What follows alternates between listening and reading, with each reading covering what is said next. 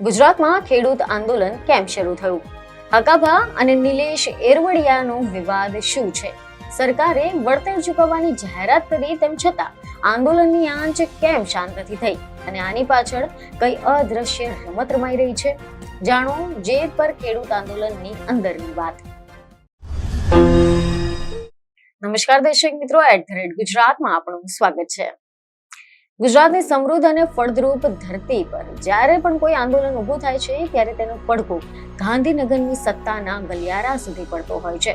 પરંતુ મોરબીના જેતપર ગામે શરૂ થયેલું ખેડૂત આંદોલન આજે માત્ર ખેડૂતોના હક અને અધિકારની લડાઈ નથી રહ્યું, પરંતુ તે અહંકાર, આક્ષેપો અને કરોડો રૂપિયાના કથિત સોદાબાજીનો એક એવો વિવાદાસ્પદ અખાડો બની ચૂક્યો છે કે જેણે આખા ગુજરાતને ચોંકાવી નાખ્યું છે. વીજળીના ટાવરો અને થાંભલા નાખવાના સામે જમીનના યોગ્ય વળતરની માંગ સાથે શરૂ થયેલું આ આંદોલન સતત 15 દિવસ કરતા પણ વધુ ધમધમી રહ્યું છે. સરકારે જમીનના ભાવોમાં વધારો કરવાની અને આખું વળતર ચૂકવવાની સત્તાવાર જાહેરાતો કરી હોવા છતાં પણ આંદોલનની આંચ કેમ શાંત નથી થઈ? શું આની પાછળ કોઈ અદ્રશ્ય રમત રમાઈ રહી છે? તે પ્રશ્ન દરેકના મનમાં ચાલી રહ્યો છે. પરંતુ આ દરમિયાન લોકપ્રિય કલાકાર હકાભા ગઢવી અને આંદોલનના મુખ્ય ચહેરા સમાન નિલેશ એરવડિયા વચ્ચેનો એક કથિત ઓડિયો વાયરલ થયો છે અને આખું આંદોલન એક અભૂતપૂર્વ વળાંક પર આવીને ઊભું થઈ ગયું છે. આ એક એવો વળાંક છે કે જેમાં એક તરફ લોક સાહિત્યના માધ્યમથી ખેડૂતોના દર્દને વાચા આપવા માટે આવેલા કલાકારોની સાખ દાવ પર લાગી છે, તો બીજી તરફ આંદોલનને નેતૃત્વ પૂરું પાડતા અને સતત 17 દિવસથી પણ વધારે અન્નનો દાણો ત્યાગીને બેઠેલા નેતાની વિશ્વસનીયતા પર સવાલ ઉભા થયા છે. મીડિયા અહેવાલ અનુસાર આ ઘટનાની શરૂઆત ત્યારે થઈ હતી જ્યારે કલાકાર હકાભા ગઢવી આમના સહિતના અન્ય કલાકારો જેતપર ખાતે ખેડૂતોની ઉપવાસ છાવણીમાં સમર્થન આપવા માટે પહોંચ્યા હતા અને રાત્રે લોક ડાયરાનું આયોજન કરવામાં આવ્યું હતું, જ્યાં હજારો ખેડૂતો પોતાની પડખે ઉભેલા કલાકારોને જોઈને ભાવુક થઈ ગયા હતા. પરંતુ તે રાત્રિના અંધકારમાં જ કંઈક એવું રંધાયું કે જેણે આંદોલનની પવિત્રતા પર કાદવ ઉછળવાનું કામ કર્યું હોવાના આક્ષેપો થયા છે. હકાભા ગઢવીએ શનિવારે એક સત્તાવાર પ્રેસ કોન્ફરન્સ બોલાવી જે ધડાકા કર્યા. તેણે તો મોરબીથી લઈને સચિવાલય સુધી ભૂકંપ લાવી દીધો, કારણ કે તેમને તો સીધો જ આક્ષેપ કર્યો છે કે ખેડૂતોના નામે આંદોલન ચલાવતા નિલેશ એરવડિયાએ સરકાર સાથે સમાધાન કરવા માટે અને આંદોલનને સમેટી લેવા માટે 25 કરોડ રૂપિયાની માંગણી કરી હતી. હકાભાના જણાવ્યા અનુસાર ડાયરો પત્યા પછી જ્યારે નિલેશભાઈ તેમની ગાડીમાં બેઠા ત્યારે હકાભાએ સદભાવનાપૂર્વક કહ્યું કે જો સરકારે વાટાઘાટો માટે બોલાવ્યા હોય તો પછી આપણે જવું જોઈએ અને જો સરકાર આપણી માંગણીઓને ન સ્વીકારે તો પછી આંદોલન ચાલુ રાખવું જોઈએ. પરંતુ આ સાંભળીને નિલેશભાઈએ વળતો પ્રશ્ન કર્યો કે આ બધી પ્રક્રિયામાં આપણને વ્યક્તિગત રીતે શું મળશે? જે સાંભળીને હકાભા ગઢવી સ્તબ્ધ થઈ ગયા, કારણ કે તેઓ કોઈ પણ સ્વાર્થ વગર ગુજરાતના 1 કરોડ ખેડૂતોના કલ્યાણ માટે ત્યાં આવ્યા હતા. જોકે આ વિવાદ માત્ર મૌખિક આક્ષેપો સુધી મર્યાદિત રહ્યો ન હતો, કારણ કે એવા સમાચાર સામે આવ્યા કે નિલેશ એરવડિયાએ શરૂઆતમાં આ આક્ષેપોને ફગાવી દેતા પડકાર ફેંક્યો હતો કે આક્ષેપો તો ગમે તે વ્યક્તિ ગમે તેના પર કરી શકે, પરંતુ લોકશાહીમાં અને કાયદાની નજરમાં તે આક્ષેપો સાબિત કરવા સૌથી મહત્વના હોય છે. જે પડકારને ઝીલીને હકાભા ગઢવીએ પણ પ્રેસ કોન્ફરન્સમાં એક કથિત ઓડિયો રેકોર્ડિંગ પુરાવા તરીકે રજૂ કરી દીધો, જે ઓડિયોમાં બે વ્યક્તિઓ વચ્ચે નાણાકીય લેવડ દેવડ અને સરકાર સાથે સોદાબાજી કરવાની સ્પષ્ટ વાતો સંભળાઈ રહી છે. હકાભાએ દાવો કર્યો છે કે નિલેશભાઈએ તેમને એવું કહ્યું હતું કે આંદોલન સમિતિના બાકીના તમામ સભ્યો અંદર ખાને ફૂટી ગયેલા છે અને જો સરકાર સાથે કોઈ સેટિંગ કરવું હોય તો તમારા કોઈ મોટા માણસ ઓળખીતા હોય તો વાત કરો અને આપણે સરકાર પાસે જવા માટે એડવાન્સમાં 2 કરોડ રૂપિયાની માંગણી કરવાના છે.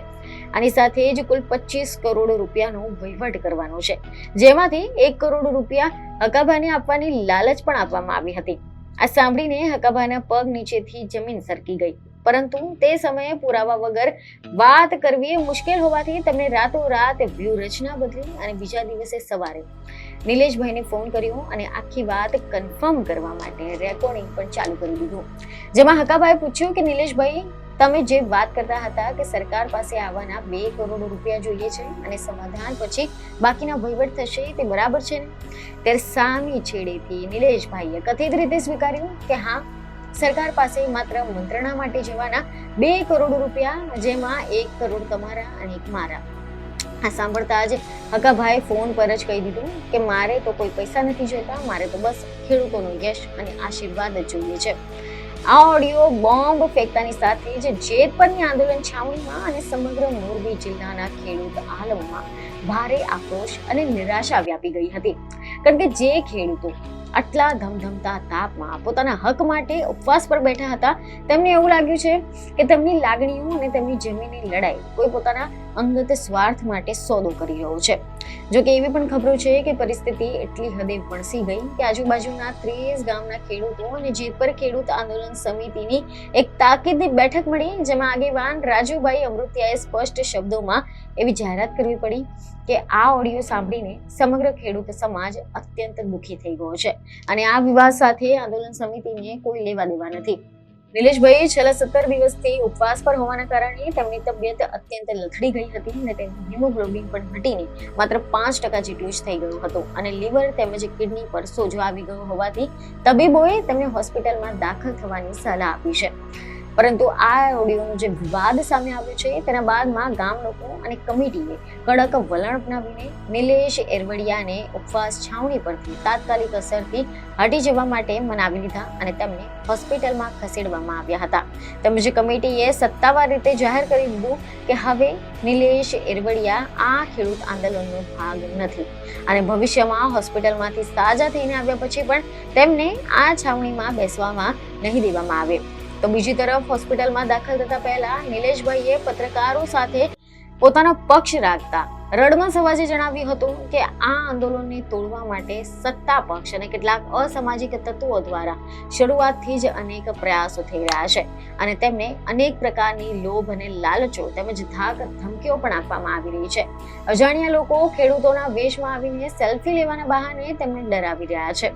એવી પણ ખબરો છે કે નિલેશ એરવડિયાએ વધુમાં ઉમેર્યું કે જો મારા કારણે આ પવિત્ર આંદોલન છાવણી બદનામ થતી હોય તો પછી હું આ છાવણી છોડવા માટે સંપૂર્ણ તૈયાર છું, કારણ કે મારી લડાઈ વ્યક્તિગત નથી પરંતુ ખેડૂતોના અધિકાર માટેની છે અને તેમને ખેડૂતોને અપીલ કરી છે કે ભલે હું આંદોલનમાંથી દૂર થઈ જાઉં પરંતુ તમે લોકો આ લડતને તૂટવા દેતા નહીં અને જ્યાં સુધી સરકાર લેખિત પરિપત્ર ન આપે ત્યાં સુધી લડતા રહેજો.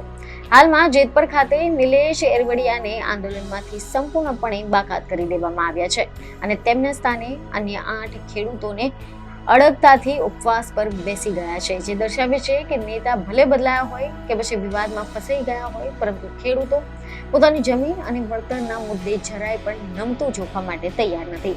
ખેડૂત આંદોલન સમિતિએ સ્પષ્ટ કર્યું છે કે સરકારની માત્ર મૌખિક જાહેરાતોથી તેઓ સંતુષ્ટ નથી અને જ્યાં સુધી જમીનના ભાવોમાં વધારો કરતો સત્તાવાર સરકારી પરિપત્ર તેમના હાથમાં નહીં આવે ત્યાં સુધી આ લડત અવિરતપણે ચાલુ રહેશે.